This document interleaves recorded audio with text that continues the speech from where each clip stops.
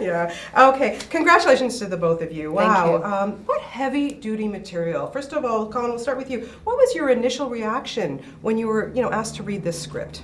Well, I fell in love with the script when I read it first. I fell in love with the character of Michael Kovac. I felt that I knew who he was and where he was going, what he was thinking, and I mean, I was just delighted to be able to get the opportunity to work on such a fantastic film, Yeah, I can imagine. And how about you? Because you're playing a journalist who already has to come into this kind of hard ass, I guess, right? So I'm not going to believe in this kind of stuff. So was that a little bit challenging too in terms of the role that you were going to portray? It was very interesting because I never played a journalist before, and the idea of being an investigative journalist, I think it made me think of not being judgmental, but really being, curious about this subject and really trying to achieve my objective. And it's interesting because through the process of meeting Colin's character, it's what opens a lot of doors for her. So I just try to not be judgmental. Yeah, exactly. Now, do you guys recall the very first film that scared the heck out of you?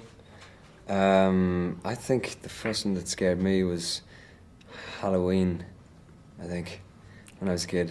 Or Nightmare on Elm Street, actually, the first one. I remember I didn't sleep for ages. That's scary. I think Rosemary Baby?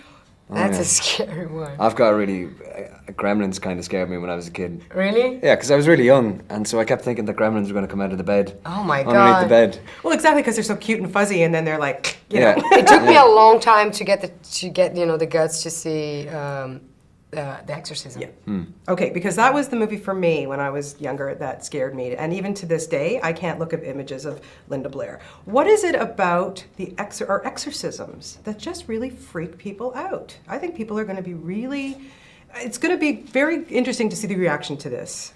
I think the idea that it could be real. I think people are very afraid of getting an answer that it can be real. I think people are, in my opinion, I don't know yours. No, I agree with you, absolutely. I think it's something that, I think faith is something that affects everybody, no matter if you believe in it or you don't believe in it. It's something that everybody has thought about at some point or other. So I think that the idea of a film like this is intriguing to both sides, because I think people who don't believe will want to say, well, that's, hocus pocus, that's not real. Yeah. And people who do believe will want to go, well, there you go, that's it in a nutshell. So I think that's why this type of subject matter works for people. Right, and it's a struggle of your character. And I think the film The Exorcist helped that. Yeah. Definitely brought that image of...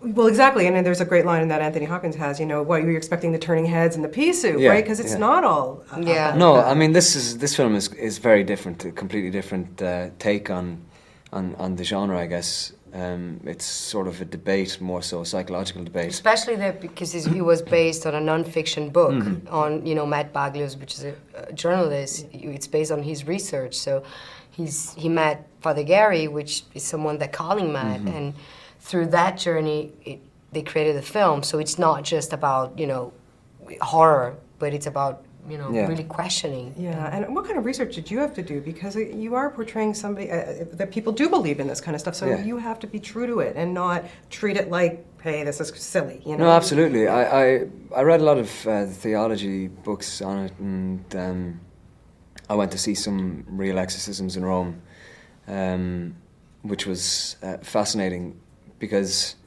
I mean, when are you ever going to get the chance to go see some exorcisms? It's not like you can buy tickets for it, Yeah. Let's go to the theater. Yeah. Oh, exorcism. Although it could be a good money-making experience, though. Maybe, yeah, maybe. I mean, what struck me about actually going to see the exorcisms was that how real and terrifying it is and can be to people who believe that they are possessed, or family members who believe that somebody is being attacked by a demon. And I think it's easy sometimes to be flippant about that and go, well, that's rubbish, that's not real. But to those people, it is very, very real. And who's to say?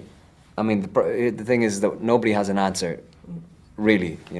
It's still up in the air. So it was fascinating to be able to do the research on it, Yeah, I can imagine. Now, we have to talk about, of course, working with the great Anthony Hopkins. My goodness, for the two of you, there's certain scenes, I don't want to give away anything, but wow, just to sit and watch him work, were you guys kind of pinching yourselves, going, holy... Yeah, I definitely found myself in those moments, just because the way that he creates, Colin keeps saying that, and I agree 100%, how he's always searching, he's very prepared, and his eyes can change so in a frame. you know, how do you say this? In a second. In a Split second. second. Yeah. Split second. Sorry, my English. But I think definitely, and he's a wonderful human being. I think Colin Yeah, is, Yeah, well, for you too, first feature film. Yeah. You know, daunting material, but come on, Anthony Hopkins is your, you know, your teacher there. I know, it's... Totally. yeah, it was, He's their godfather. yeah. He became your godfather. Yeah, I was very lucky to, that, you know, we got to spend a lot of time together. And for me, he was somebody who's always been a hero of mine. And like, it's just like a masterclass when you stand on set and you see somebody with such innate talent and genius do what they do so well. I mean, he was incredible. It was just incredible. It was a joyful experience, you know. Yeah, I can't, for you, my goodness, exactly, because you know, for being your very first feature film. I know.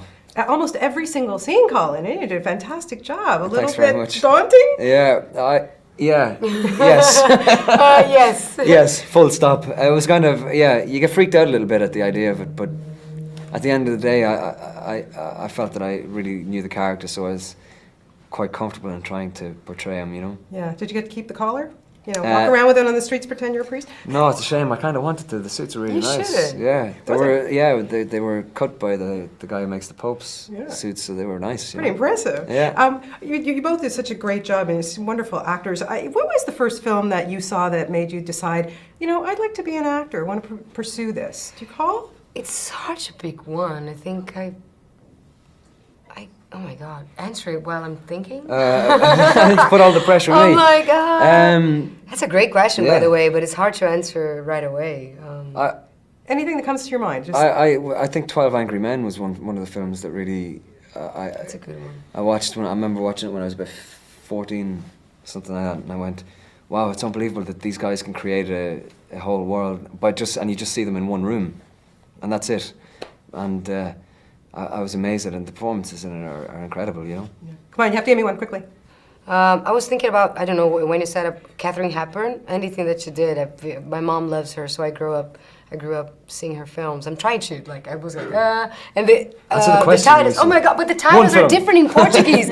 So I'm thinking of titles in Portuguese, I'm like, how can I translate that? Is that the real one? So I can say Katharine Hepburn. That's good. Congratulations. I'm sorry. No, I'm like, it's fine. Because It's all the fine. titles, I like, hate putting you on the bizarre. spot, but it's good. Fine. Nobody-